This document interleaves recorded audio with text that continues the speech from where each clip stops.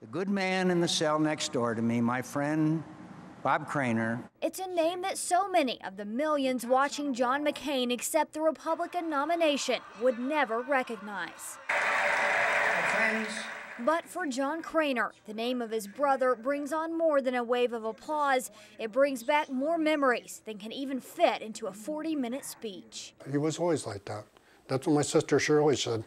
You know, McCain doesn't have to tell us about him. The two men, one who went on to campaign for the White House, the other who died almost 30 years ago from a heart attack,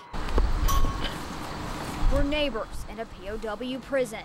Colonel Bob Craner captured after the fighter plane he piloted went down. We didn't know if he was alive or dead. All we knew was when he bailed out of his plane that they did make contact with him. At the end of the Cahoe Street where Colonel Craner grew up is a park dedicated to his memory.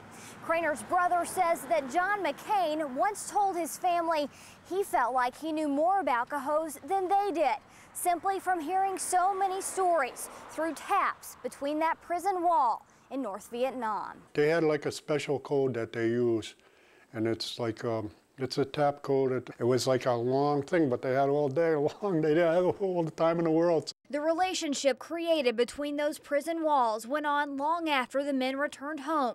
At Colonel Craner's funeral in Arlington National Cemetery, John McCain spoke of his friend. I'll never forget, he said, "You talk about a guy who gives you the shirt off his back." He said he did it. And years later, even sent a video message to a veteran celebration in Cahoes, honoring the man whose picture not only hangs in his hometown city hall, but also changed the man who could become the next president. He will always be in my memory as my dearest and best friends. Latricia Thomas, News 10.